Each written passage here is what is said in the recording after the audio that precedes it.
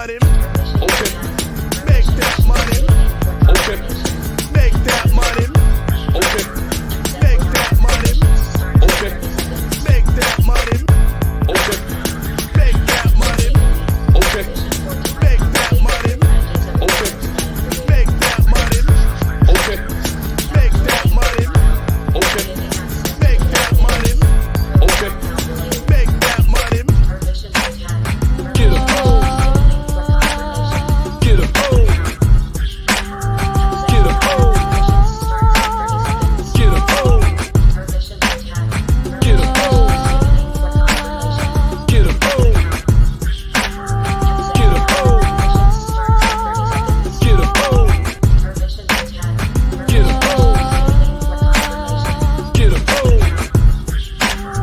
Get a hole. Get a hole.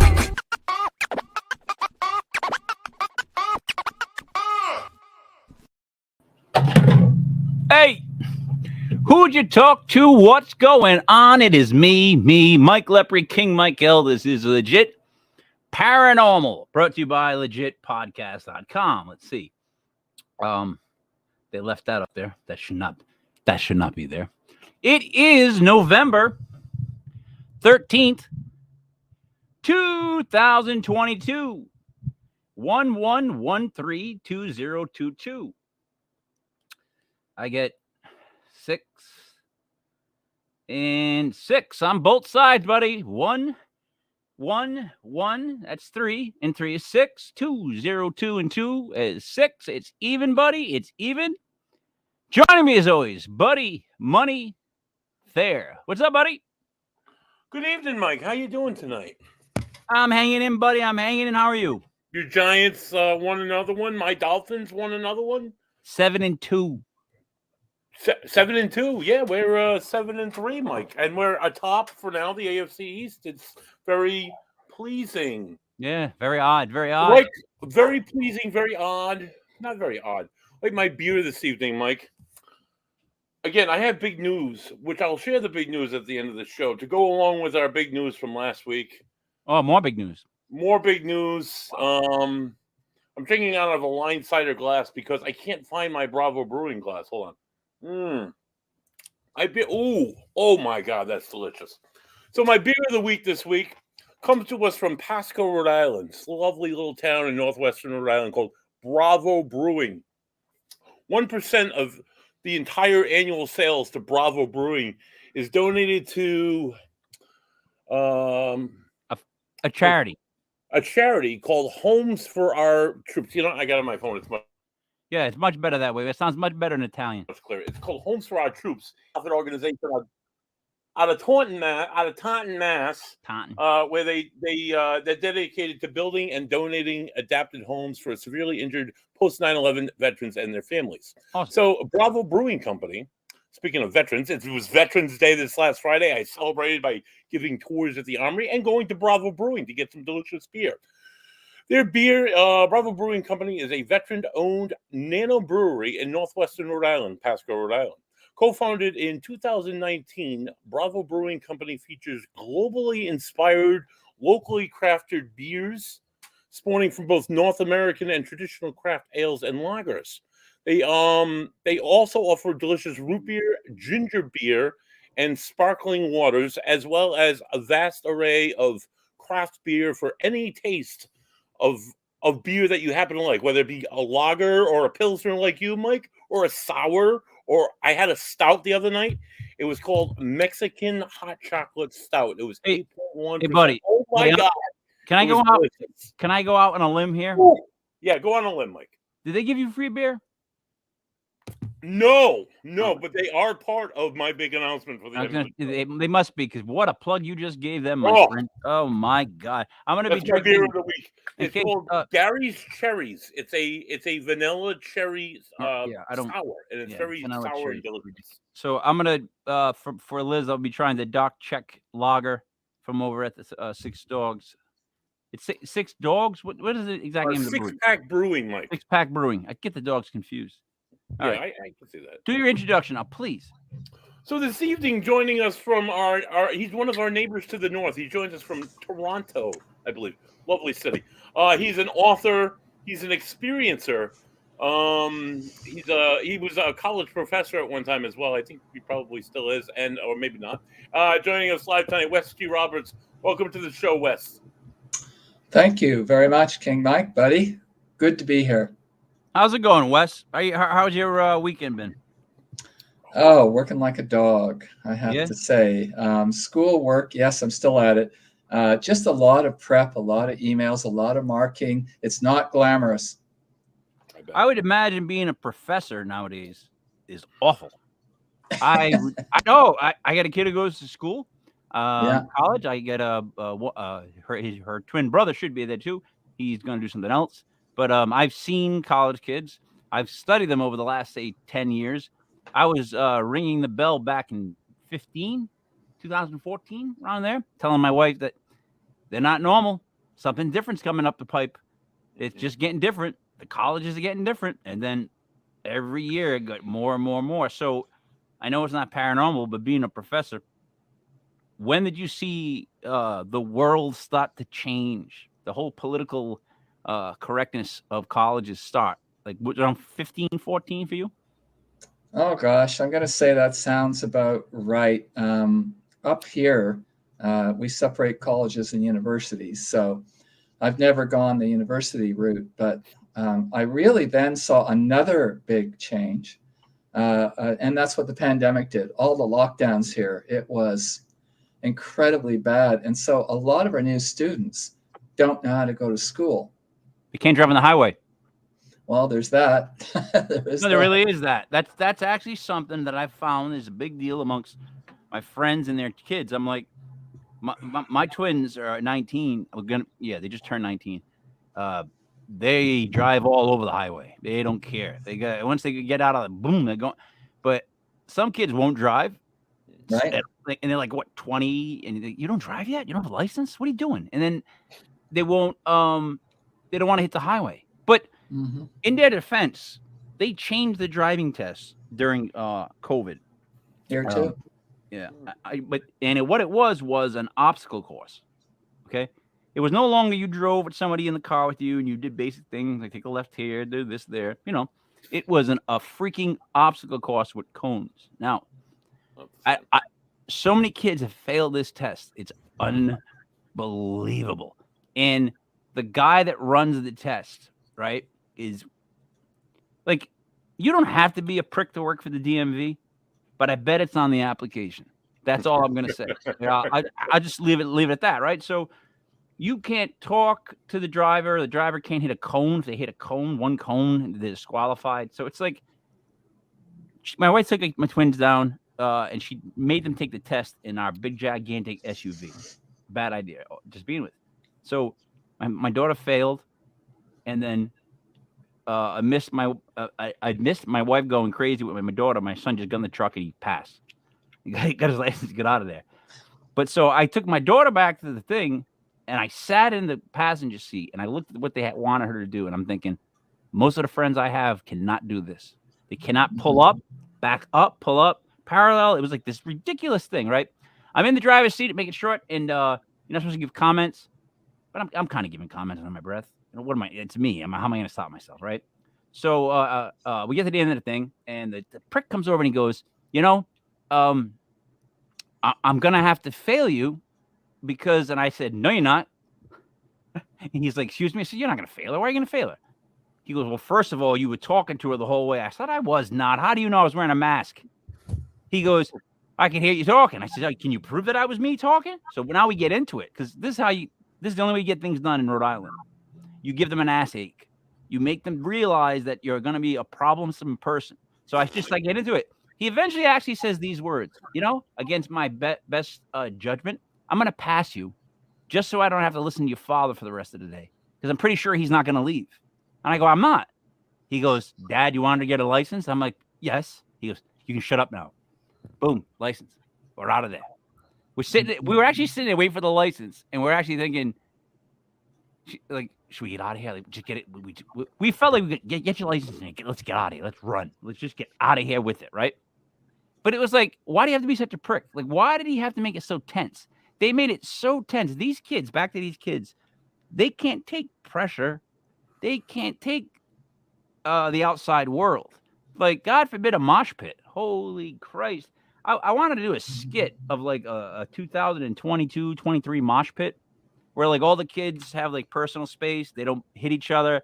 They're constantly putting on stuff on their hands to keep themselves clean, and they just kind of dancing around. No one actually ever hits each other. You know what I mean? Like it's just how it is. So I'm sorry. Back to you. So with them changing, did it change the way you had to approach teaching? Yeah. Oh, yeah. Absolutely. I already learned many years ago that people learn different ways. Some are visual, some listen, some read books, some learn by doing.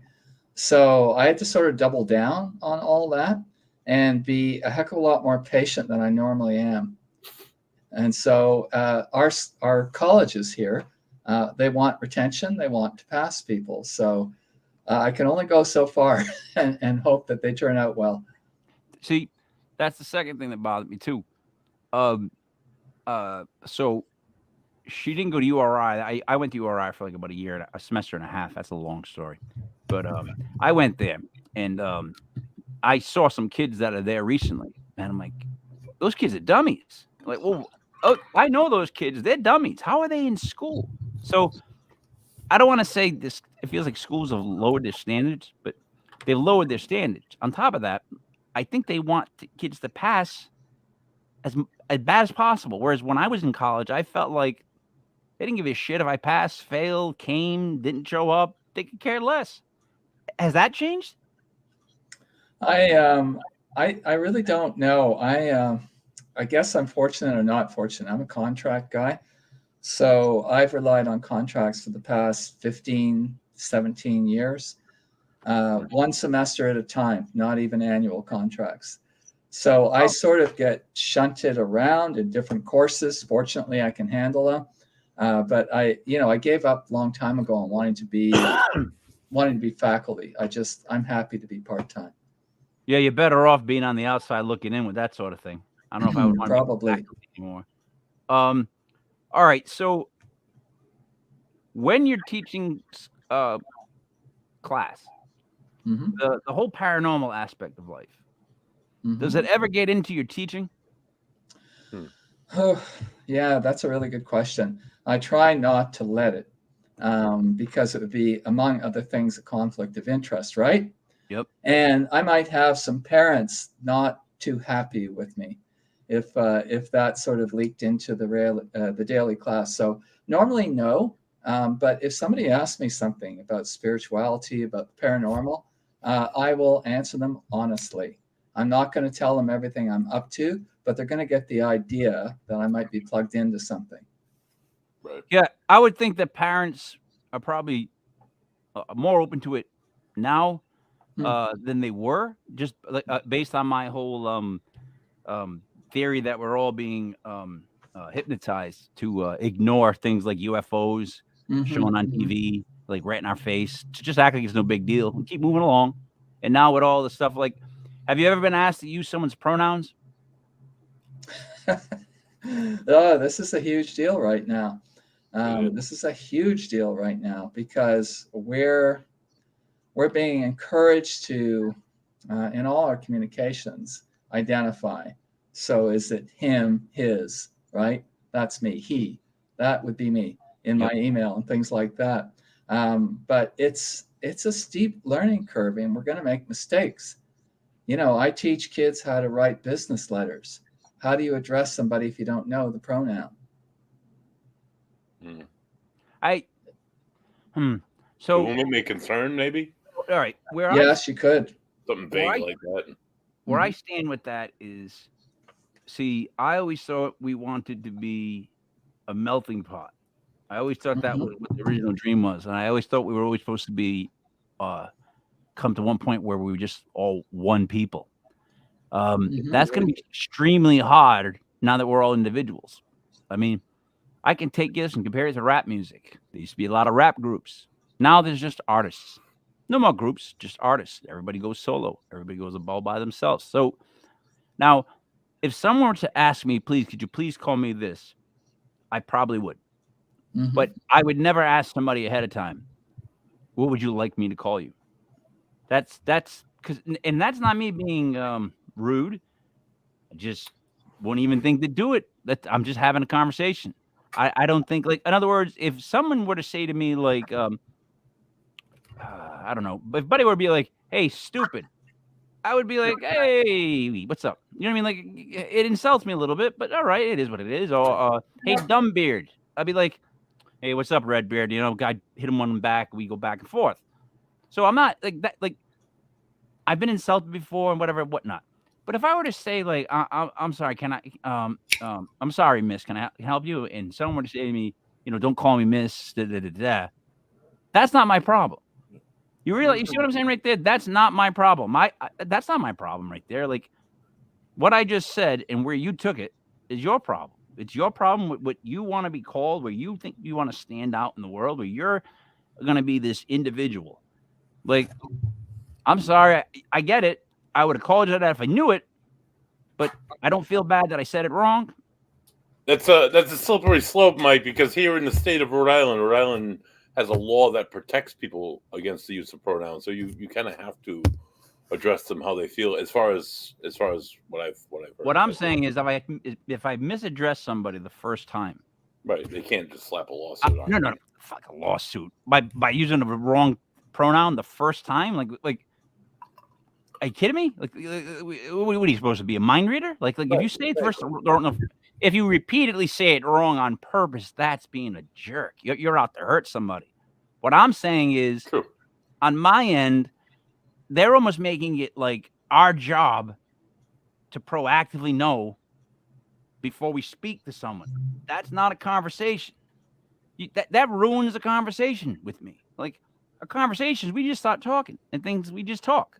There's no rules, and we start talking. Like, maybe you hit something, someone goes, I don't want to talk about that. But that's cool. But it's a conversation. Am I making any sense to you, Wes? I've always been pretty straightforward about how people should address me, even in school. It's just first name. Yep. That works for me. I know we're supposed to keep a formal distance between ourselves and our students, but this is never a road I've gone down. I'm quite comfortable if nobody ever calls me professor. You know what I mean? Yeah. It's just, so see, you cut right through it with Wes. That cuts everything else out. Just that's that. Or if you want to be an individual, that's actually who you are, Wes. Everything else is, whatever. It's subjective to all our heads. Okay. Now, over to the paranormal world. Please. Sure. Was this, buddy? Don't say please. These are important things that I want. I love the communication stuff, Mike, but I really want to hear the meat and potatoes. We will, but you never get to talk to a professor. When you get somebody like that, you got to ask them these questions. This is what's kind of going on. This is what's important. Now, to the paranormal, which I'm not saying is not important. I just used not twice in a row. I apologize, Professor. So, talking about the paranormal, you started. Let me ask you this, because this is what I wanted to ask you. What is your connection with the spiritual world, you personally? My connection with the spiritual world just happened almost by accident when I was a teenager. When I was around 15, it's like something's calling.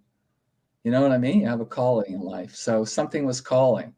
And the way it first started was, there's mediumship, there's the paranormal, there's seances, there's spiritualism. That just started calling. And I started to answer the call as I could as a young guy. And then it just became further and further. I noticed I had some what's commonly called psychic abilities. I'm not saying they're super, but they are there. And I started to investigate them. I was a very young member of a parapsychological research institute. It's no longer here, but when it was in Toronto, I banged on their door for 2 years until they take me in. And the reason I did that was, it worked. I had experiences, and I wanted to go and talk to people that had experiences. So I was the least qualified person there for 9 years. I was surrounded by researchers and scientists and mathematicians and just me. And so we did tons of interesting experiments, and we gauged the results and we statistically analyzed them. But my interest has always been in doing, not in being an experimenter, more like in being the experiment. And so I've kept that up to this day. I've never lost interest. See, that's exactly why. That's exactly what I enjoy. And it's funny. When did the word paranormal come into your vocabulary? Like you're cruising along doing stuff, and then all of a sudden you find out that it's all paranormal. I'm gonna say literally 17 years old, maybe 18, literally that young. And then it just grew from there. And there's so much of it. 100 lifetimes I couldn't do what I want. Wow. Now, buddy, have you ever had feelings like this, that you were attached? That I was attached, To spirit world. that I had some kind of sensitivity. Yes, that I had that my body became aware of certain energies in the room or certain energies in the area. 1 minute, and then like the next minute, like 1 minute it'd be fine, there'd be nothing, and then the next minute it would be like sudden, it'd be like on top of me. It was there, it was present, and then it was gone. You know, it's like I tell people all the time. It's not all the time. It's sometimes it happens once a month. Sometimes it happens 10 times in a row. Sometimes it doesn't happen for a year. You know, it just you can't predict when it's going to happen, or if you're not trying one haunted location and not another. I don't know. But yeah, that's if you're not trying to purposely make it happen. Right. No, you're just trying to. I walk into a place as objective as possible, as open-minded as possible, without any thought or rationale. Like, you know, what's going on in my body right now, but like nothing. Like, I try and be calm. I try and all right, focus. But it just hits you either way, you know. Or it doesn't hit you either way. So Wes, you're in deeper though. So you have a deeper touch with it. I think the best part about paranormal is the one-on-one conversations, is having conversations with people. Like I keep saying that, like, proof and stuff like that is not really what is going to get people. It's the personal experience. It's it's having your own personal experience and hearing someone else's personal experience. That always seems to be a huge deal. So did you notice right away early on that, like, that the greatest, I don't want to say greatest power in all this, but the greatest part of all this was the connection, the being able to connect to somebody? Oh, 100%. That's my main interest. I have to echo what you just said. I'm interested in working with individuals, communicating with individuals. If somebody wants to put me through some tests, fine. But it doesn't turn my crank. You know, I just want to connect. And once you connect, you can develop deeper relationships that go beyond this. Yeah, I get that. So I wonder how you've, I don't want to say honed the skill, but how it's developed over time. And like tell me how it's like, because it's got to be different now than it was when you were 15, right? Yeah, I guess I'm more informed. That's good news or bad news. You know, that could stunt your psychic growth.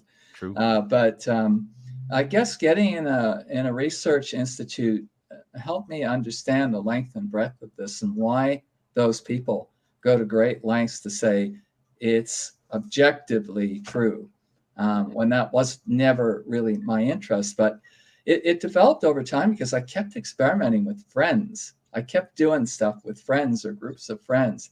You know, let's get on the phone. Let's see if I can tell you what you're wearing. And if you wore jeans every day, that's nothing. But if this person dressed differently every day, that'd be a little fun. You know, what kind of colors? What are you wearing? Then little card games, just with a regular deck of cards. What card am I going to pull up, right? And then getting with groups of people and saying, hey, you want to try something like meeting in the dream world if you want to look at something interesting, or you want to try achieving an out-of-the-body experience. So I wanted to do everything. And so I kept reading and kept connecting with people. Meeting in the dream world. Mm-hmm. Is that actually something that you can tell somebody? Because that confuses the crap out of me. So meeting in the dream world, that's possible? Like, let's start there. Yeah, I believe it's possible. I've certainly done it a couple of times. It's a matter of intention there, King Mike. It's intention.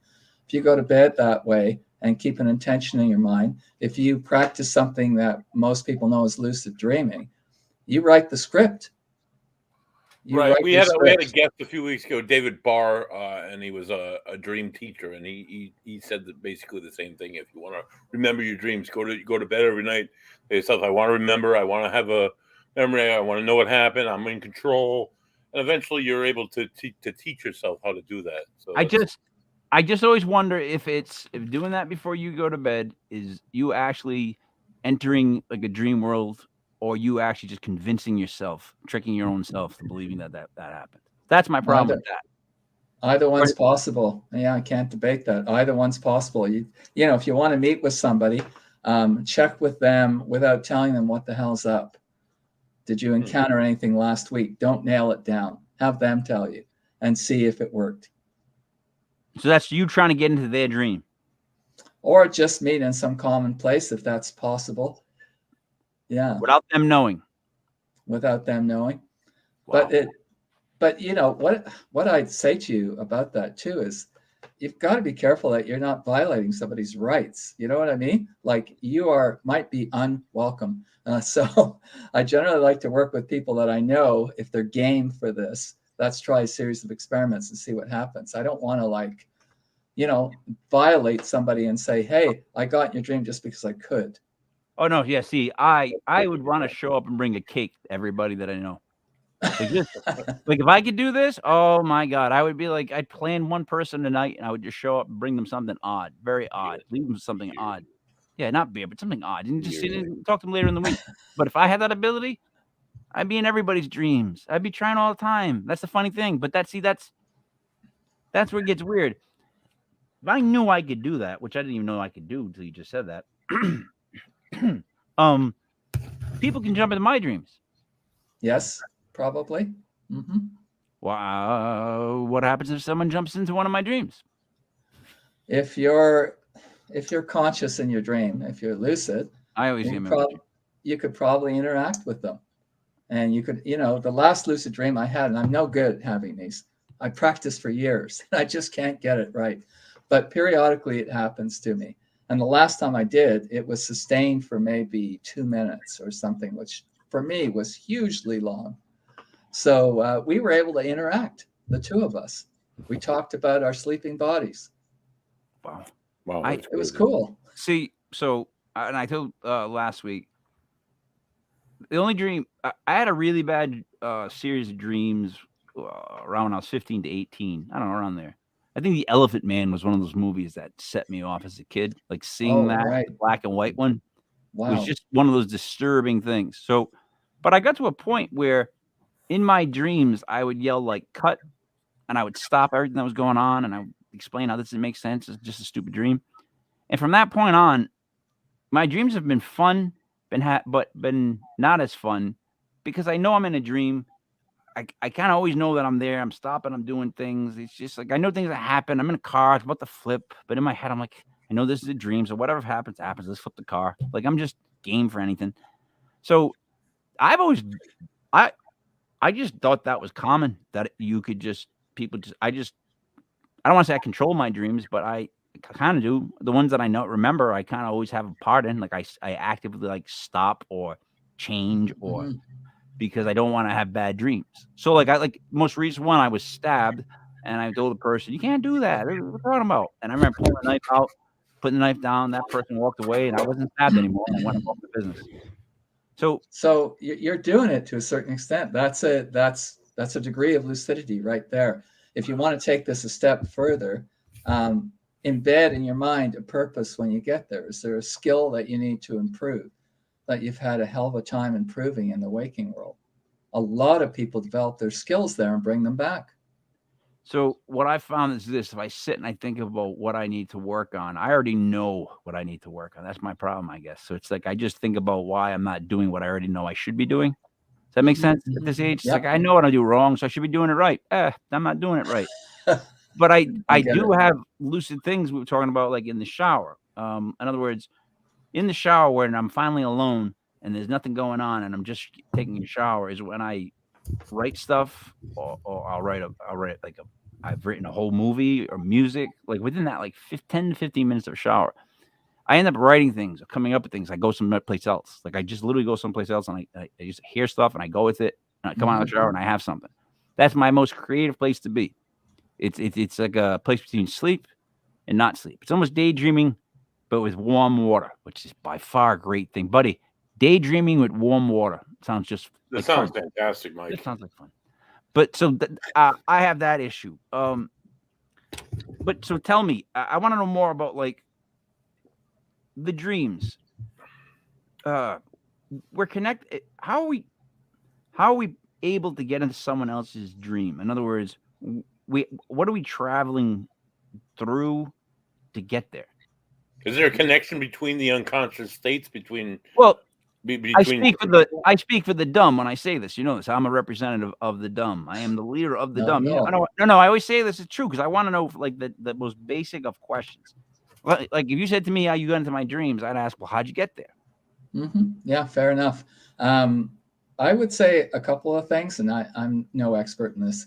One is if you look at quantum mechanics or quantum theory, we're already entangled. So we're already connected. So if that's true, and that's quantum physics, if that is true and it's been proven, then all we have to be is more deliberate, more focused. So how do you get in your kids' minds? While you're awake, you think about them. Yep. You talk to them, and that's the same thing as the dream world, except we're in a much more liberal state of mind, a theta state usually, and so we can do wonderful things in the theta state, and you're already doing some of them when you're awake. Yeah, maybe there might be something wrong with that, but so all right, buddy, go ahead. I'm gonna let you. Yeah, I want to switch gears for a bit here. When I originally put you on the show, Wes, there was some understanding that you might have experiences, which I'm a big fan of personal experiences, but your experience is different from mine, where I'm a ghostly experiencer and you're more of a alien experiencer. Could you tell us a little bit more about that journey and how that sure. Yeah. Thank you. Great question. Well, it's a lifetime journey. It's not going to stop. Right. I found with most other abductees or experiencers, there are a number of them might claim it's a one-off. You know, they had one experience, and my talking to other people, connecting with other people, is like almost for sure not one experience. You may become aware of one, which I did in the 1980s, one key one. And then for 20 years, I said to myself, this is not me. I'm not one of those people. I'm not an abductee. I'm not an experiencer. I knew it wasn't a dream because it didn't have typical dream stuff where things change rapidly. And you were just saying, King Mike, how they change and how you can change them. Nothing changed. It was consistent, cohesive experience. And I was lucid or conscious of the whole thing the whole time. And so that really made me think, well, wait a sec, why'd that happen to me? And has it ever happened before? And will it happen again? And the answer to all those things was yes. You know, it's been happening my whole life. So I set it aside. I was in the MUFON organization back then, and I met some abductees. And I say this on other shows. I've said this a number of times. I was a little creeped out by meeting some of them. I just, the energy wasn't right. I just felt odd. I felt nervous around them. And I could never tell why. And I don't know if people feel like that around me or not, but that's the way I felt. So for 20 years, I put it off to the side, literally. And finally, I thought, I've got to check it out. A friend suggested hypnosis, which I'd not done because the experiences I had were all remembered. They were all consciously recalled up to that point. So I finally thought, let's do it. That's fine to hypnotherapist, which I did. And the very first time I was hypnotized, experiences came out that I was unaware of. I didn't necessarily want them, and I'm not sure I ever wanted them, but they came out. And I was a kid. You know, I was 3 and 4 years old when this first began. I had zero conception of that, zero before then. And I thought, okay, the rabbit hole is really deep here, right? Right. So, you know, we went through this lengthy session, and then I went back, and my case is a little unusual. I really wanted to dig, and I'm real comfortable under hypnosis. So my hypnotherapist and I did 5 years worth, 35 experiences, maybe 35 sessions. And in between those, after those, before those, I still had conscious experiences that I would remember. Mm-hmm. And because we're talking about dreams so much, it's like this is the best place for them to get a hold of me. Any of us, we're accessible. You know, we're vulnerable. We're in an altered state of consciousness. We're reachable. And so they know that. And so they were able to reach me quite handily. And so from that point on, and this around, I'm going to say around 2008, 9, 10, when I first went to a hypnotherapist, it's just been enlightening, would be the way to put it. And hypnotherapists, if they're good, and I want to qualify this in my own opinion, they'll never lead you anywhere in hypnosis. They'll just, in my case, I was just told to open a door that I felt like opening. Behind that door was an experience. So that was the key beginning, really, to starting to come to terms with it. That's really fascinating, because I mean, I've known people that have experiences like traumatic experiences as children, and they go through that whole life not even like believing that ever happened, and then one day they open that door and it all comes flooding back. You know, every intricate, detailed memory. It's amazing what the brain will hold on to for years, decades. You know, it's true, buddy. And for the longest time, people dissed hypnosis because they said it was creative, and actually doesn't access the creative part of your brain. It accesses memory. And so it's like, wow. So after my very first session, I said to Leslie, my hypnotherapist, is this shit for real? Right? Yeah. And it was, and it is. And so then I had to integrate it into my life. That took a while. And then once it was integrated, I wanted to share it, start talking about it. This isn't for money, right? I mean, yes, I have 2 books. No, I hardly make any money off the 2 books. I don't care. I wrote them mainly for me. You know, so if a few people buy them, that's great. I don't want to diss people buying my books. Lovely. Thank you. But the first one was kind of unique because Leslie and I would talk about an experience. She would analyze it just like she did in real time. And then the second book was me on my own. And it's all about sharing. So when I first appeared in front of people, I was nervous as hell. Did you have bad or good or both experiences off the jump? So I had mostly positive experiences.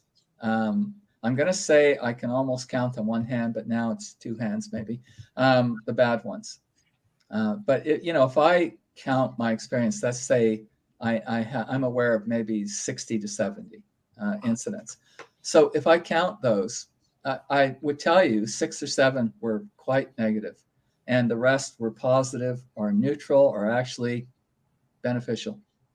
Most are beneficial for me. All right, but that would be, so 6 out of 60 something would still be about 10%. So if someone told me that I had a 10% chance of it being very bad, still wouldn't take those odds. I would not go with the bet. I would not bet on sports on that one. I would not know. How bad is bad? It's like, I want to understand what bad is. So I'm there with you. If I thought another 10% worth would be bad, I'd say, screw this. I'm done. I'm over with it. But I don't get to call those shots. I get put in situations. This is what they do. They put you in situations, scenarios, conditions, rooms, situations. They put you in those things, and they want to see what you do. So they're not necessarily taking away my ability to act, but they really want to see what I'll do under stress. This has been what I've seen, good and bad stress. So how bad is bad? Well, one of the situations was with my ex, although that's bad enough. I'm sorry. I've asked her multiple times. Couldn't let it get by. Could not let that get by. I'm sorry. Had to get that in. Had to get that one in. No, it just came up. I'm sorry. I'm good. So I asked her a bunch of times, does she remember anything? Nothing. Nada. And so I don't think that means she was not there. I've been in situations where there's like freaking robots. They're not people. And then I've been in situations where there are people. And she was a people. She was there. And we both had to go to a facility, stick our heads in a device, become very changed. And the experience ended up with both of us crying. So that's how bad that is. So, all right. The whole time, are you being like complicit? Are you just going along with everything, or do you remember going along with everything, or the whole time are you like, get the fuck off? What's this? F you? Yeah, no, more like that. Especially in this one and a few others, it's like, what are you doing? And then my ex and I were separated. It's like, why are you doing this? And then my head's being put in the machine where I felt suffocated. So I was highly objectionable in this whole thing, all the way to the bitter end, and it's like, what the heck was that all about? And so I had to take that back and integrate it and say, okay, so this was an analogy. This was a metaphor for changes I had to make in this life as this guy, not as the guy in that abduction experience. So that's fine. How do you That's take it cool. that way? See, look, buddy, I would be like, next time I saw an alien, I'm taking a swing at him. I Right. don't care what Of he's going to course. say. I don't Oh, care yeah. what he says. I'm swinging at him. If I get Mhm. free at any point, I'm swinging at one of those aliens. I don't care. Right. Because at They that get a point, big head, right? no, but at that point, like, how do you go? Like, how are you possible? How do you find it in yourself to come out of that, reflect on it, and get past? Like, because I guess my temper issue goes along with being me, but I don't know if I could let that go. Like, I think from that point on, the first time he did something that hurt me, I just would be in defensive mode. And maybe that's why I'm not abducted, because I wouldn't be very much help. Like, I would be I'm Italian, buddy, drink. And it was part of our show. Full-blooded Italian, and we're not those type. I wasn't raised by those type of. Here's how I can explain it, right? Here's a joke. There's an Irish guy, French guy, and Italian, and they all got captured by cannibals. And cannibals go up to the French guy and they say, you're gonna take your bones and we're gonna make them into shovels and stuff like that, tools. And he's like, no, mon ami, don't, no, please don't. And then he says to the Irish guy, we're gonna take out all your organs and stuff. We're gonna serve them up and barbecue them. And the guy's like, I can't do an Irish voice, but he's like, no, please don't, whatever. And then they says to the Italian guy, and we're gonna take your skin and then we're gonna make it into a boat. And the Italian guy grabs a fork and he goes, I got your boat right here, you son of a bitch. I hope you drown in this boat. But you don't get any stuff. So never mind. But that's our response. Like in other words, it's like after that one time, I'll be like, screw this. No more aliens. They're coming in this house. I'm got traps. I'm gonna try Ghostbuster shit. Like, So how did you not go there? Like, because obviously you know something more than I do.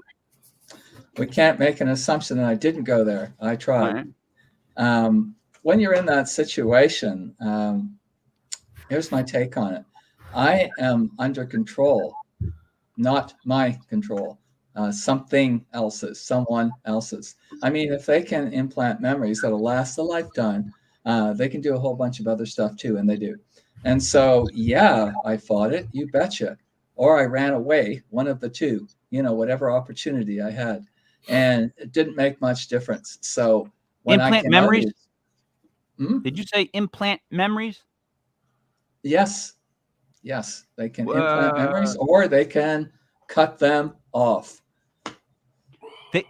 They can give you a memory that never happened to you, or they can take away a memory that you had. Yes, and yes. Wow. All right. So I'm stubborn and I'm Italian. I say no. I don't think they can take my memories from me. Well, what can I say? They've done it with me and other people. Sometimes they call implanting a false memory, but it's like a memory cap, mostly in my place. It's like we might let you recall vaguely some detail of this experience, or you might remember the whole thing. But generally speaking, you're not going to remember it all. So Leslie, my hypnotherapist, thinks that these have a shelf life. that after maybe 20 years, you're going to be able to access it. I don't know, because I'm still unable to get the full picture of a couple of experiences I went through. Hypnosis or no hypnosis, I cannot. See, I around my house, I just call that getting old when I can't remember stuff. And I'm not trying to say you're old, because God knows I am old. I speak for the old as well. But to have a memory implanted, that's terrifying as all hell. Like, that's the one, like, because I don't think someone would take my memories from me. So that's where I differ. I don't know why. I just don't think they could. But now implanting one in me. Have you guys ever like thought about a situation, and then as you got older, you look back and you thought, did that situation actually happen, or that I think it was going to happen, or that I think it through at the moment? Like, have you ever had that happen where you can't remember if that really happened, or at that time it was something that you thought about was going to happen? Does that make sense? Gotcha. So, all right. So you have that memory. But to have something implanted, okay? Is it for you to remember something? Is it for you to have terror for the rest of your life? Like, what's the point of giving you a memory?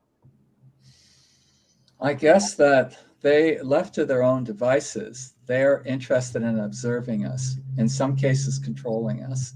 I'm not that dark about all this stuff, quite honestly. There are other folks that write about this, and it's like, yes, ETs are taking over the world, the hybrid program and all this stuff. And I don't buy it. But I definitely have been, let's say, a victim of aliens that do not want me to remember my experiences, at least not as I'm speaking to you right now. And so I've tried to dig deep to recover them and couldn't recover some of them. And I don't know why that is. Maybe it's for my own good. Like, oh, don't let Wes remember these things because he'll flip out. Right. Yeah, but my mind has done that to me with just regular life situation. Me too. So I don't. I always wonder. I just always wonder if it's our minds tricking us, or if this is actually. So, speaking of aliens, plural. When I think of an alien, I think of the classic gray head with the big eyes. Have you been visited by different species? I don't know. I don't know if I should say species, types. What's the word? Because species means they're different from different worlds. So I don't. You tell me. I'd go with that. Species, races, yeah, definitely. So how many have you seen? Me, I'm generally involved with 3, mostly 1. Not the little grays, never. Okay. Interestingly enough, if they're sort of thought to be cyborg, like, quite honestly, part robotic, part mind. They're supposed to be the helpers, the ones that do the dirty work. They take orders. This is my understanding of the little grays, because there's tall grays as well. So what have you seen though? You've seen tall grays then? I've seen something like tall grays. I've seen brown-skinned aliens. I don't know what they're called, but I'm not the only guy that's seen them. Are they brown? What type of brown skin? Scaly? Yeah. Well, not reptilian necessarily. I see where you're going with that, but yeah, sort of scaly, unfinished. It's like, wow, they weren't finished. They were let out of the mold too early. They weren't quite completed. So brown skin, they call them helpers sometimes, or doctors sometimes. Tall grays, and then the rest have been. I'm going to have to say to you, Nordics. These things are tall, thin, blonde-haired things. I mean, 7 or 8 feet tall and straight up and down. Sounds Nordic. Yeah, very Nordic. So that's the race I'm mostly connected with. But I have to tell you, just to insert a factoid, if I could, or maybe it's not a factoid. Our former defense minister here in Canada, he was the deputy prime minister. He was in on it. He was in on information from the US and other countries. And he had discovered that, the US, Canada, maybe other countries too, have been routinely dealing with, connected with and working with 8 to 10 different species. Okay. So here's what strikes me about that. species, right? So meaning that they're different looking, different styles, whatnot. And then you come back to this globe we call the Earth, and on every different continent, there's different looking species of humans. You identified one as a Nordic type alien, which to me would make it fit a certain area of the world, as far as what it looks like, the height. Funny enough, when you think of Swedish, like if I said a Swedish girl, Swedish guy come in a room, we would both think blondes, probably tall, that type of thing. Right, yeah. So is there any odd connection between the species in the different parts of the world? Like, in other words, were we all, they always say that aliens kind of had something to do with our progression. So is it just one alien had to do with our progression, or have we been visited by different species, which is why we have different types of humans? So I don't know if that's why we have different types of humans, but mine is just speculation, but multiple species. And, depending on who you talk to or who you listen to, we are still being visited by multiple species. A couple of them are the bad guys that do bad stuff to us, and most other species are just fascinated by us and want to see us evolve to grow our minds. This is my understanding of it. Either way, though, aren't you a little bit disrespected, like, by the fact that all these species think they can come down here and mess with us like we're like play toys? Like we're like, no, I'm being serious. Like we're just in this like petri dish, and they can come down and mess with our brains and memories and dreams, and we're not gonna do nothing about it because we can't do anything about it. Like, that doesn't bother you in general? It bothers me all over the place, except that not we like me, but others of our race, the human race, have agreed to that in the past. Depending on the literature you read, we agreed to that so we could have some of their tech. If that sounds pretty sick, I'm going to say it's sick. And so we agreed to it. But the rest of it, it creeps me out to think that other species can come down and do what the heck they want when they want. We agreed to what? What do you think we gave them permission to do? Visit here? Not just visit, maybe grab folks like myself or other abductees or experiencers. Also to get their tech. That was gold. That was something that we really wanted. Casualties of war. Sure. So in other words, basically what they're saying is we'll give you X amount of people to use as practice, whatever you want to use. You teach us how to use a laser disc. Some say. I'm not those people, but some would say that, yes. Because Laserdisc was the most ridiculous of all the inventions. That one was only out for like 20 minutes. They decided to put movies on this gigantic like record, and people were like, no, thank you. But around 91, 92, 93, CDs, the internet, stuff like explosion. Yeah. There was the internet created a whole other world. Like we can actually see a social world. We actually can see a world within our world for the first time, which is like, isn't that kind of another universe in a weird, messed up sort of way? Most likely. Yeah. I mean, I can't imagine how suddenly these things happen. You know what I mean? Like that doesn't make sense to me at all. There's got to be some kind of intervention, if not interference. It's like, oh, we'll show you yours if you show us theirs. And suddenly we have things like an explosion of tech. The internet's been sitting around, such as it was, since the 1960s. But the World Wide Web, what we know as the internet, came out in around 93 or so.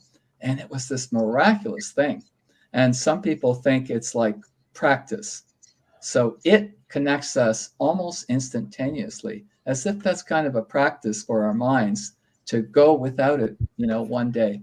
And I think that's what we're doing here.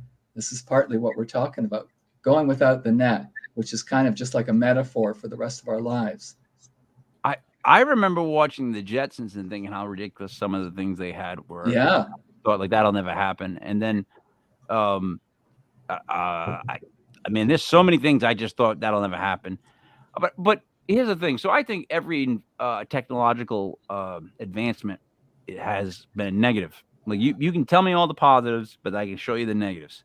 Like I think is we're going faster and faster and faster, and we're getting things quicker and quicker and quicker. There's a numbing point, right? Like Yeah. when you used to have to wait for a certain time to watch your show, and if you didn't catch it in time, well, you got to wait till next week. It made things more important. A community would talk about the same show the next day. People were always on the same page because they only had a certain amount of pages they could read.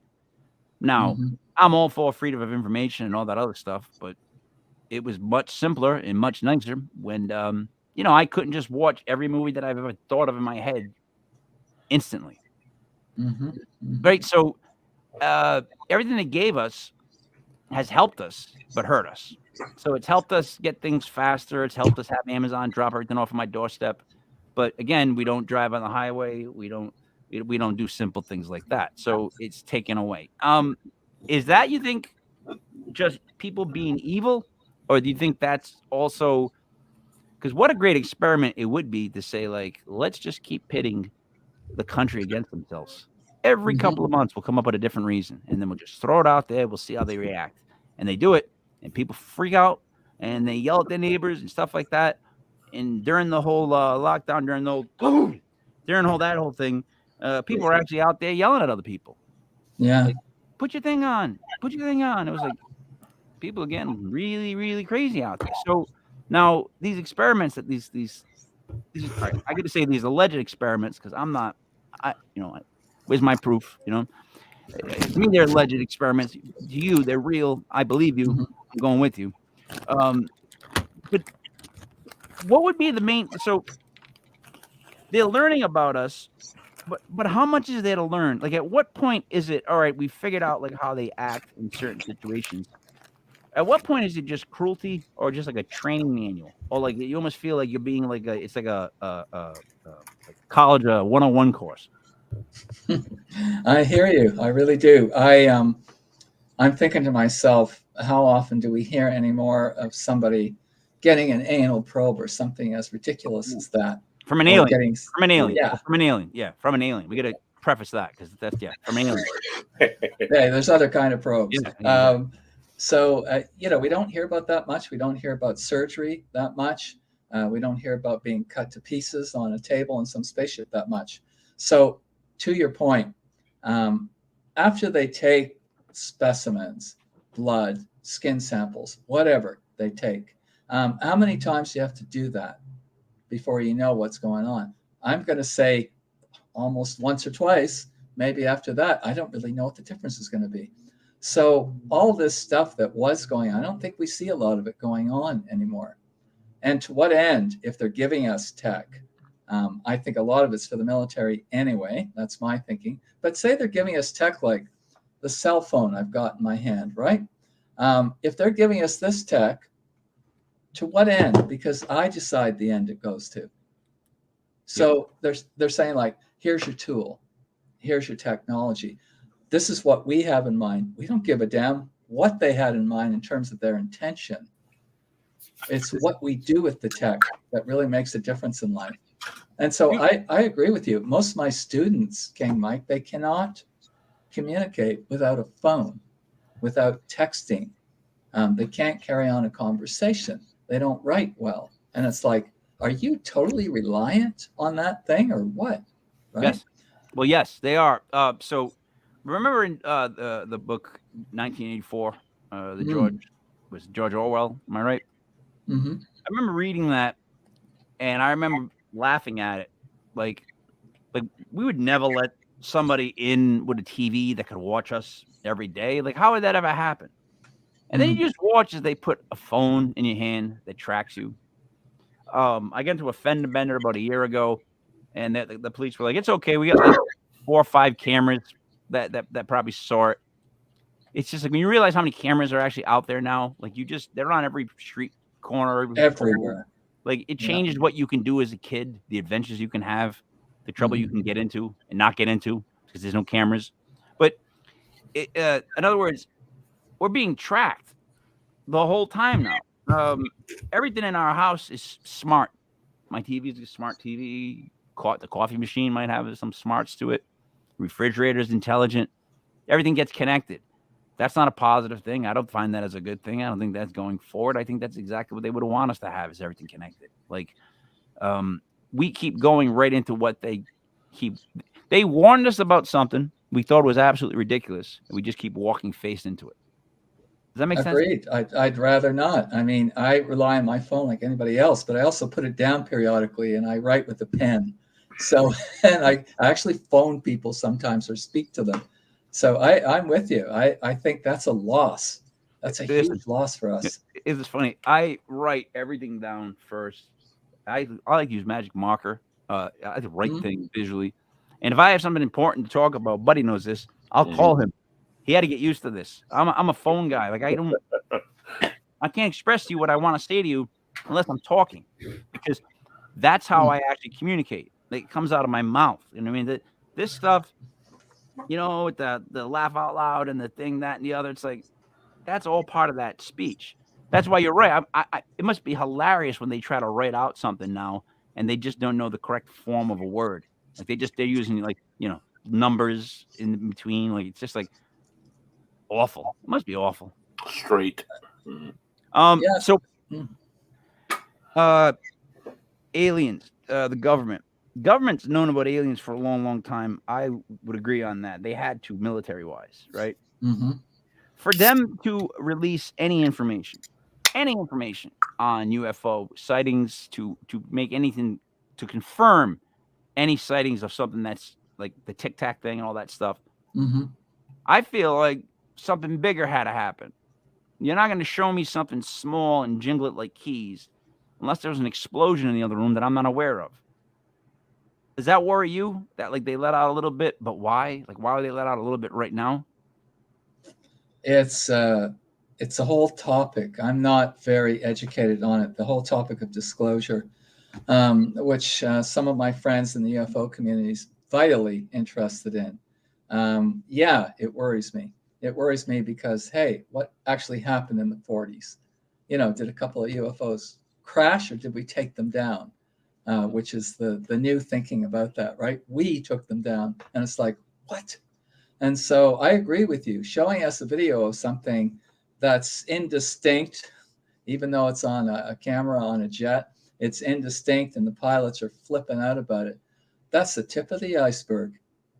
They're just drip feeding it to us. To hear fear, or not fear, but like shock in the pilots' voices.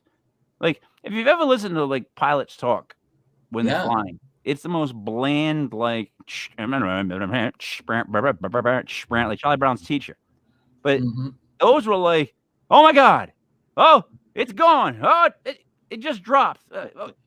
Like, that scares me, man, because you know, I know back in the day there were the old Art Bell tapes, and then there was this weird thing you could order for, and it was a video on UFOs, and Dan Aykroyd was actually in it. And it was, it was like all these like claimed like sightings of UFOs, because Dan Aykroyd is really, really, really into that. Yeah, he's interested. Yeah. And but it was like of the older time stuff, like the older things. Now they have cities where like they all show up at once and just stay there for a couple of minutes. Like, that's actually happened, right? I don't want to say Madrid and be wrong, but it's something like that, where they just showed up and stood there for a little bit, for a while. They've now done that, aliens, in my opinion, like aircraft, UFOs, whatever you want to call them. What is that now? Now they're just kind of coming out and hovering and waiting for a while, and some people are catching pictures of them, and it's getting like they're letting us see them a little bit more. And I think they have that degree of control, quite honestly, that they can let us see them a little bit more, that they can make that control. But as far as the military and our governments, yours and mine and others, I honestly believe they're just tip of the iceberg, drip feeding us. Occasionally we'll get a science fiction that's not so much fiction. We'll get big movies, huge action movies are sort of letting us in on something, conditioning us. But honestly, I don't think we're going to run around like chickens with our heads cut off. If the government says, yes, there are UFOs, yes, there are aliens. I don't see that happening anymore. So I don't know what their agenda is. but there are a lot of people interested in disclosure for sure, worldwide. Would you say, Wes, that there's a definitive coercion between world governments and this alien population at all? Oh gosh, yeah. Any of the races or all of the races, or yeah. I absolutely think there is. It's like Canada seems to be on the same page as the US and as Britain. And it's like, really? So nothing unique happens anywhere anymore. And yet you get places, some places in Mexico and other places around the world where they have these flaps or waves.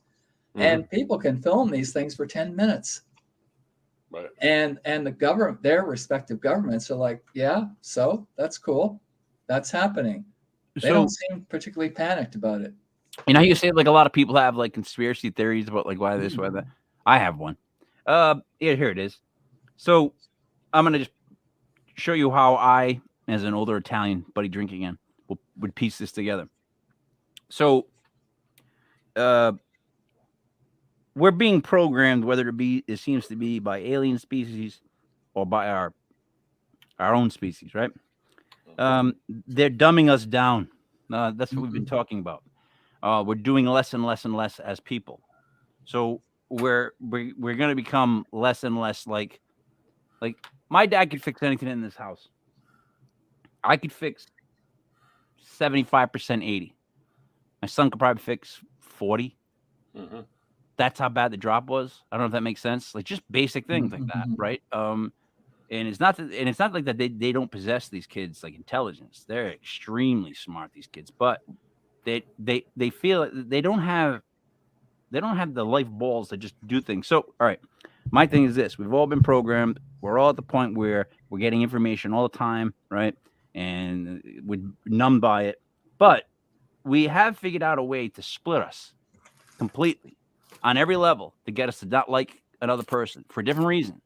Political, what you thought about this, what you thought about that. Who do you like? Oh, you like him, or you this, that, the other. So they've done a good job at breaking us all down. They've made us so we stay in the house more. They made us less adventurous, made us less whatever. They split groups dramatically. We went down to Fort Defiance, Virginia, about 2 summers ago for a Bigfoot con. Great people, great people, but totally different people than people in Rhode Island. Just what they believe, and it's when you hear them, it's so firm in what they believe that you go, there's going to be a problem. Like, because I know what other people think that are so opposite of what they're thinking. I'm going, man, how can you guys both be so far from the middle on this, on everything I've talked about? And then you realize we're at the perfect point for it to be taken over, for an alien thing to come in, us not to give that much of a resistance because we're fighting amongst ourselves, right? The best time to take over somebody is you separate them, you get them to fight within themselves, you have them programmed, you have them passive, and then bang, you come in really big, like stormtroopers, take over the capitals. It's over. It's done. Or the government could be doing a lot of this, and for like one big false flag dream, where because the only thing to unite us and to get everybody in different countries to maybe come together and fall in the one martial rule is if we were attacked by another world. Because then it wouldn't just be our president, who's president, what president. It'd be the UN, it'd be whatever, and boom, not on what they would have planned. Because if they do that, there's a lockdown, there's UFOs. Oh, we got to switch to this, universal money. I could go on and on and on what they could do with all this power. Like people say, yeah, that's crazy. It is crazy, but could it be done? Oh God, yeah, it could be done.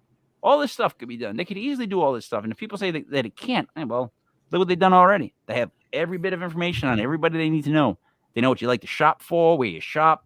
Your phone checks in for you sometimes, and you go someplace. For Christ's sake, it's ridiculous. So I always fear the worst when it comes to that. Anybody that's messing with my memories, my dreams, my head, that's going to come in and try to affect me personally on that level, they're not just like, did they give you a gift, do you think? Or, I know this is going to sound odd, you think in some weird way they've tried to hold back your gift by all these visits? First, I just want to speak about what you said, which is true. We're divided enough. We don't need their help. We're doing a great job of being against our neighbors. It's awful. And so what perfect grounds, what a perfect environment to come in and kick our butts in, because we're already fighting each other. So yeah, I would be wary. I'd be concerned about something like that. And you're right. Would it unite us? Hopefully it would unite us. Hopefully we don't want to put out false flags, red herrings to get us united. And that's what some people fear. It's like we're going to be invaded by an alien species. I know some people that feel that's true, actually. I don't know, but some people feel that's true. So are we all going to unite and play nice if that happens? Who the heck knows? But to your question, sorry. My understanding is that the abilities I had before any of this took place are still there. Some of them are more developed, and some, interestingly enough, are less developed now. So I could have had like a governor that you put in a car engine, right, to tap out my speed at 55 on certain areas. But in other areas, I think I'm good, and I think in some ways they've increased. And for sure, this connecting with other people, that's really vastly increased, and I'm very happy about it. You talked about having like a prolific experience when you were 17. Is that the UFO experience? Is that a spirituality experience? What happened there? No, it wasn't really the UFO experience, though. It's a good question, buddy, because I had some things happen to me when I was 15, 16, 17 that I was unable to explain until I got this context of abductions and UFO experiences. And I'm not trying to say everything that happens to me is a UFO experience. It's not. You know, sometimes your pipes make noise in the night. Sometimes somebody slams a door down the hall, right? Sometimes you had something bad to eat. You're having a nightmare. So not everything bad that I go through or extraordinary has anything to do with psychic anything. But I had visitations when I was 16, 17, and I couldn't explain them until recently. And I talked to some other abductees, and I didn't tip my hat. I didn't tell them what was going on. And I heard from them that, oh, yeah, these people that visit you in robes. And it's like, really? Because until recently, I had no friggin' idea what that was. I was very awake. I was a teenager. I wasn't stoned. I wasn't on drugs. I wasn't overtired. I wasn't drunk. I was going to ask that. Yeah, none of the above. Not saying, you know, you guys are having beer and that on the show. Yeah, we should talk beer one day. I'm a huge beer fan. Oh, my goodness. Oh, nice. Oh, yeah, huge. I'm very fortunate. We have a lot here to go on. Anyway, I had an experience with 3 things in robes that came into the door of my bedroom. I was quite awake, sitting up awake. And I thought, well, this is just me. I'm losing it. You know, this is just me. This is an anomaly. I'm making this up. Until I heard from other people, oh, yeah, the creatures that come in robes. And this, like, geez, I had no idea anyone else experienced that. So, all right, at 17, you're visited by 3 people in robes. Mm-hmm. Okay. That's weird. I guess. Yeah, it was weird. I guess what I'm asking is these visits, because you do deal with spirituality. Mm-hmm. I got that. I almost get that word correct. Heaven and hell, is that a concept that you believe in? Help me with that and your version of it. Yeah, my version of it may not be for everybody, but I think people believe there's a heaven and a hell. I'm going to say I don't really think that. I think there's a vast afterlife, and you might go to where you're supposed to go, depending on how we are in this life. So you might find yourself in your idea of heaven or hell, that's fine. That's cool. So spirituality, 100%. This is what I thought that experience was all about. Oh, I'm having a spiritual experience, until I started to talk to some other abductees. And it's like, yeah, these creatures come along. I didn't go with them, but that was what they wanted. They had their arms extended, like, follow us. And it's like, I don't think so. I'm not I'm not going. I didn't go. So that was that time. So that starts to change your wiring a little bit, you know, when you think, okay, there's some real creepy shit going on in my life and I can't explain it all. How have you dealt with it then throughout life? Like therapy? Like how did you deal with like something like that? Because I know I would be freaking out, and I mean, who are you gonna go talk to? Gosh, this is what I try and tell people that are maybe experiencing something. I'm not trying to talk them into it. Maybe they're not, but if they think they are, I tell them to take baby steps like I took.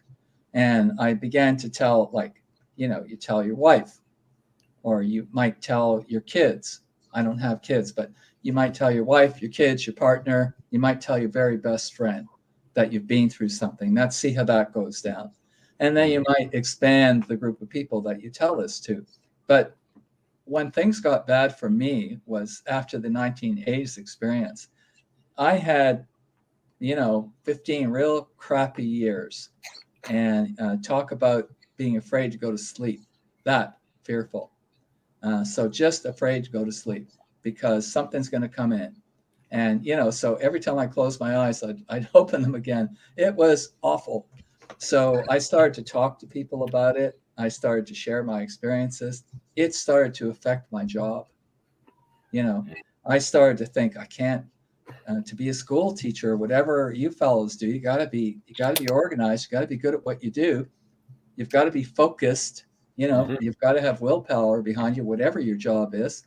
And mine was suffering. I was starting to suffer on the job. I don't know that anybody noticed it, but I sure did. And so finally, it's like, I've got to do something about this. So it wasn't counseling. Maybe I'm fortunate, never had to go through therapy or counseling. It was hypnotherapy for me. It was, let's find out what the heck's going on. Let's go into those memories. That's help you deal with them and integrate them. So that took about a year or two into hypnotherapy before I could settle down and think, okay, I feel a little more normal. I feel like I can get through everyday life a little bit better now. And since then, not without problems, but they're very rare anymore. You can speak on that. It sounds like anybody who's experienced trauma, like younger in their life, and their mind forgets it, but their body still remembers it. And there's moments you'll go through where you're affected by this trauma. Not until you like really process everything in your brain and with somebody in therapy, I feel like is the only time you're ever going to recover from that trauma, whether it be abducted by aliens or like raped by the family priest or whoever or what have you. I just think it's all how the brain works. I feel. Yeah, no, well said, buddy. It's trauma. It's definitely trauma. Many of my experiences were good. There were a handful that were bad. I remembered them. And so, regardless of the origin of the incident, whether it was somebody in your family or somebody in the church or it was an alien, you register it, you live with it. So you've got to find a way to safely integrate it. And I think I got there with the help of my hypnotherapist, with the help of good friends. I surprised my family a few years ago by saying, "Oh yeah, here's a book I wrote on this subject that you didn't really know I was into." I mean, literally, because I didn't want to tell my whole family. Right. Wow. So, let me end with this then. So, when it comes to connections, how easy is it for you to identify somebody that maybe had some sort of experience just from seeing them, or now that you've got on this level, can you read people better? I can read people fairly well, I think. That's not to say I can't be taken in. That's not to say I'm never wrong. I am. But people might say stuff to me, and it's like the language they're using is a little peculiar. I'm familiar with it, from my own life. Or they seem a little bit nervous. Or if I bring this subject up, there's something there that they don't exactly want to tell me. And you'd be surprised how many people I run into that said, I couldn't tell this to anybody else. And I was the guy. Yeah, I it is, buddy. When you become that person, right, you have to deal with it your whole life, and then you have to talk about it your whole life, and then you have to deal about other people's experiences your whole life. Right. I don't know how you stay positive Because I'm actually trying to find the whole positive in all this. So far, it just seems to me like it's elusive, right? yeah, not so much positive yet, but where am I wrong? What am I getting wrong? Like, what am I seeing that's too negative? I'm on the show with you two gentlemen. I'm talking about this. I've gone on with my career. I have good friends, and I have deeper connections than I ever did. Those are some positives that I see. Yeah, I mean, yeah, I get that. I get that part of it. Buddy, like, could you handle that? You think? Be honest. Honestly, Mike, I have What are you eating, by the way? What are you eating? Wait, well, what I'm eating is a lovely little lollipop my mother put into a treat bag for Halloween, and I happened to stab it hostage. I'm sorry, I took the bags down here, some of them, and I eat them, and the lollipops were the last ones. yeah, but there's a tootsie-roll gum in it, huh? It's got some gum in it. Yeah, Yeah, it's awful. All right. it's really delicious. But Yeah, anyway, you sound great though. Good. it's my relationship. Somebody who works in psychology and people who struggle with trauma. It's all very similar to any. It's very relatable to any other trauma that the human being will experience, take in, process how they want, and they will be able to handle it in any form that they're able to handle it in. Some people repress every memory. Some people like Wes remembers everything. It's just the way the brain handles trauma. It doesn't have to do with any alien. It could or ghost or anything paranormal. It's very normal. It's all very explainable in my my field of thought. So I just think it's fascinating. I think it's fascinating what the brain is capable of, personally. Me too. All right, so so by sitting here talking to us, Wes, for an hour, what do you think about Buddy? Like, what kind of vibes or energy to get off Buddy? I get a helpful energy off Buddy, a helpful guy, a guy that could say a lot more than he's been saying. No, he can. I just don't let him. There's rules here. We have to have rules. There can be anarchy. You've obviously not watched our vacation. We do a show on Monday nights called Legit Paranormal Vacation Planners, where we falsely pretend to book people into like horrific hotels that had murders or paranormal. Oh, geez. Yeah, interesting. It's fun, but sometimes Buddy here can get just a bit off track. A little bit. A little bit. So we have to keep him in check, Wes. It's just good for all of us. It's good for all of us. All right. So do you see anything about Buddy though? Can you tell anything about Buddy other than being just helpful? No, I don't think so. I'd need to spend some personal time, some one-to-one, quite honestly. Right. So I'm a paranormal investigator, so I like to help people in that sense. And then I work with children. So yeah, I guess I could be helpful on that side of the coin as well. And I like to talk about great beer. So I'm helpful to the local brewers here in Rhode Island. I think that's fantastic. Is my second talk about great beer. Second quick question. If Buddy's helpful, what do you get from me, Wes? I think you're real straightforward. You call people on their bullshit, which is fine. I'm totally good with that. You ask piercing questions. You ask good questions. Until a person can experience a thing for themselves, they may entertain it, but not necessarily agree with it. And these are some of the things I see coming from you, which is all good for me. I appreciate that. I'm a big Norm Macdonald fan. Oh yeah, rest in peace, Norm. But the greatest thing I ever got from him was he was in an interview and he told people how they always say, like, he would always tell people he's only read like 2 books his whole life, or he would just say stuff like that. And Norm Macdonald read like Russian literature. He was just like a genius. But he said nobody wants to see a comedian come up that's just smarter than them and just kind of talks down to them, unless like that's their gimmick. But like people don't want. So when I host a show, I have to speak for the dumb because I got to get the basic questions asked. Like a lot of times I see people on shows, or I watched you on a show recently, where the people were such fans of you and what you do that they asked just complimentary questions that were like, they were just like lobbing it to you and letting you sometimes, do what you want.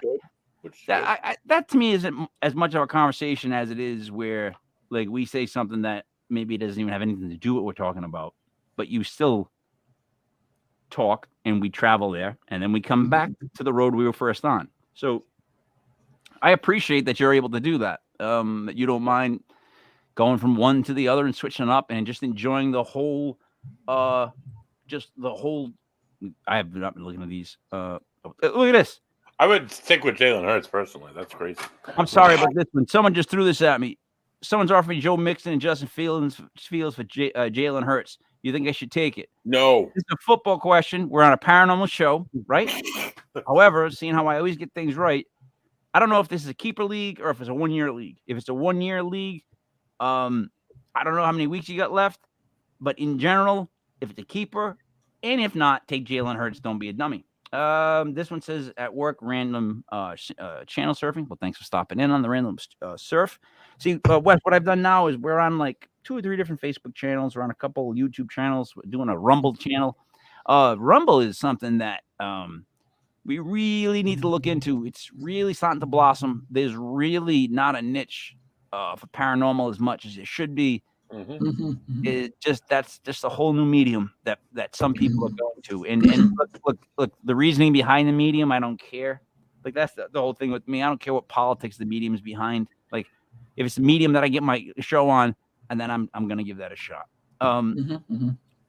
Anything to say before we wrap up, Wes? I appreciate all this. I know we didn't, buddy. I know we didn't touch on a lot of alien stuff.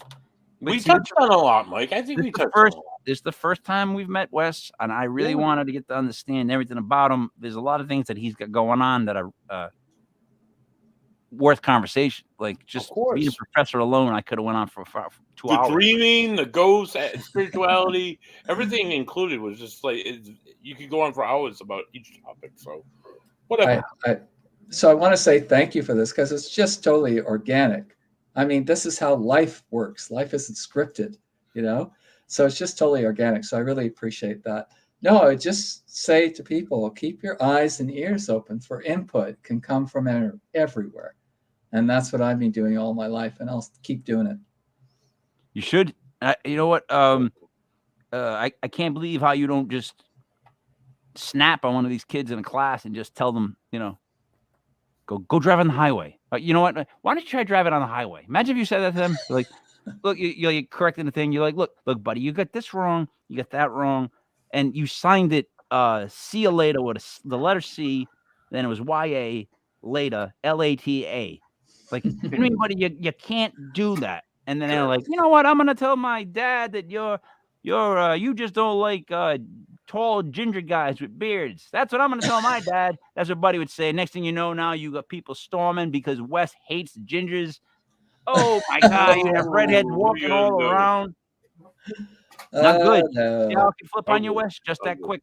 Just that quick. Buddy, now, should we wrap Wes up? Because I don't, is he going to want to hear your whole beer and your whole beer? I have only a 5-minute beer. He's a beer fan, Mike, so we might want to hear a 5-minute beer. Okay.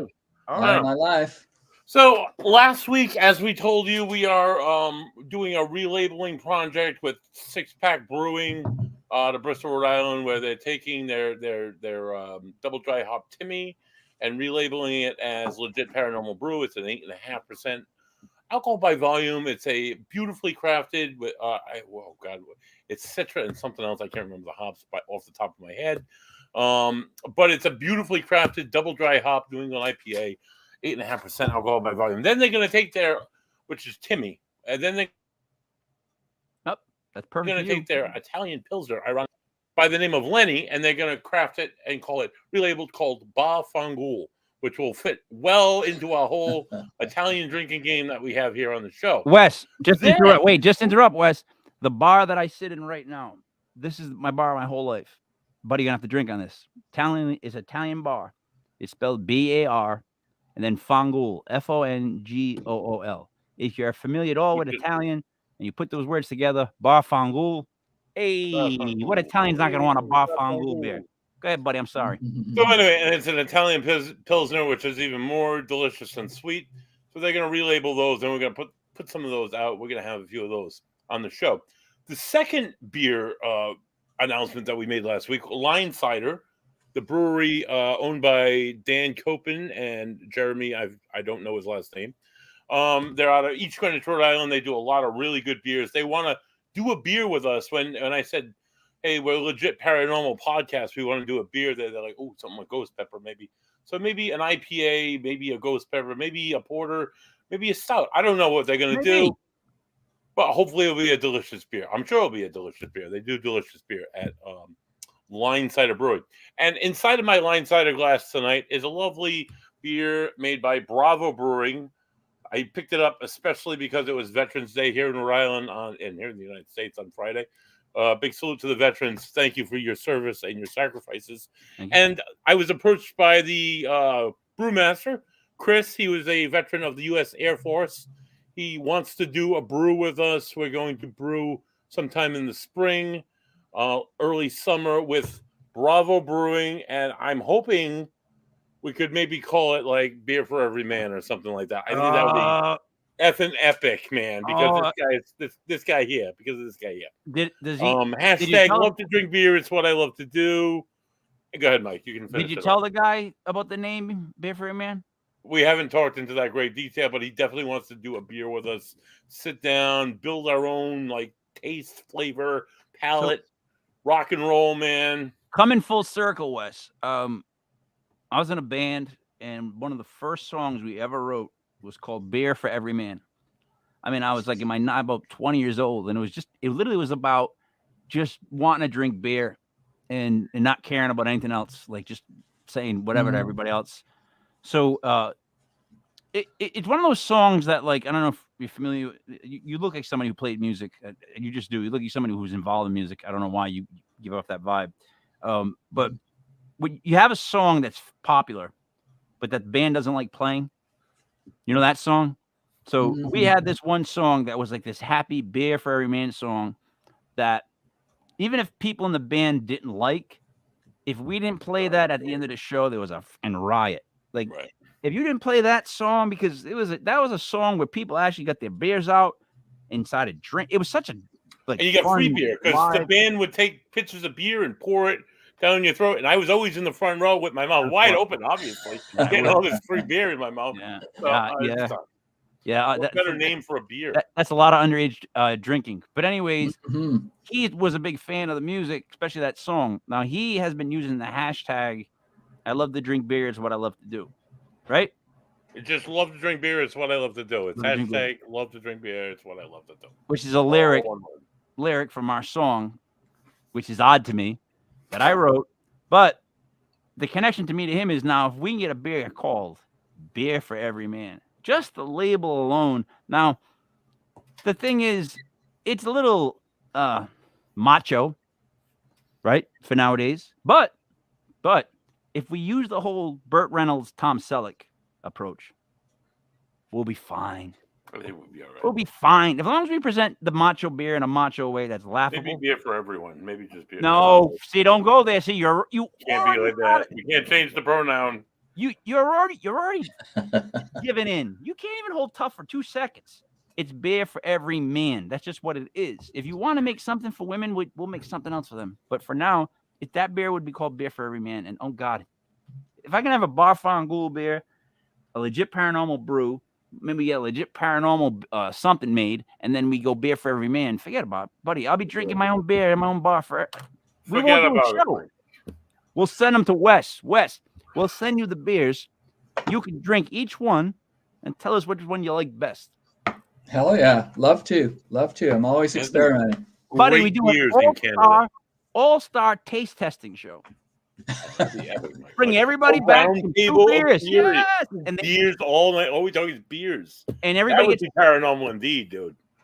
You guys all get our beers. We all start drinking. Everybody tells stories. That's all we do is we try the beers, drink the beers, and we just film everybody getting drunk on our beers, telling stories. I'm in. Wow, all right, man. So I'm sorry. If you're not too intoxicated by us or by our beers or by other great beers made here in Rhode Island or around the United States or even in Canada, join us next Sunday as we'll be hosting UFO Hunter, rather than experiencer. He's a hunter. He has fantastic cameras and he films many a podcast Lee Strauss will be joining us next week live here at 7:05. What's the difference? What's the difference? What's the difference between a hunter and a Well, this guy's going out to look for him. The guy we have this Wes has experienced them and has been like abducted or whatnot. And this guy is going to try and have that kind of an experience and document it. Did you know there's no T at the end of Wes? No, it's West. It's not. I'm not saying West. I'm saying You've West. been saying West the whole time. I've been saying West. So...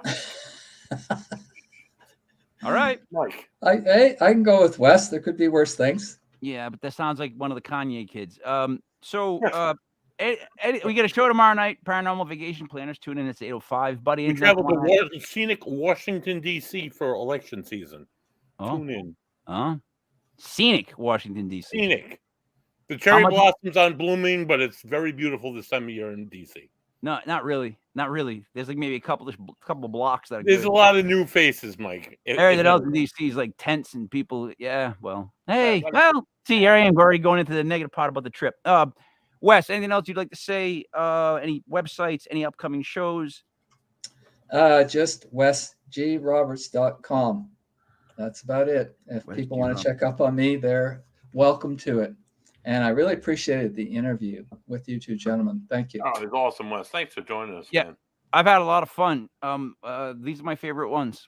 Like again, I know Buddy likes to stick to schedules, but my favorite conversations are the ones that start here, and then they go all over the place. But we always get back to the ending. And I learned a lot from you. Just even the whole dream thing. I'm gonna try to jump into Buddy's dreams tonight and drink all his beer. Like, Buddy, every time you go to crack a beer, somehow I'll be in the dream and I'll be like, ooh, I'm putting it down. That's my goal tonight. Mike, you can't handle my beer in dreams or reality. Yeah, that's my other thing. No one would jump in my head in my dreams. They'd be like 10 seconds in, be like, I'm out. I don't care what Leprey's doing. I don't know what he's up to. I'm out. All right. I got nothing else. Wes, I know we talk a lot. I apologize for that, but it's just how we are. But I do appreciate you being on, and I look forward to you being on again. I hope we stay in touch because we have a lot of ghost teams, a lot of UFO teams that are young and experienced, and they have a lot of questions, and I can't answer any of those questions. So knowing that there's somebody that we can use as a referral, someone that has information that maybe they need or would like to hear, we could always send. Not going to send up a million people your way. I'm just saying, like, people that that I can't get to the bottom of, I definitely would help them. Probably would by sending them your way.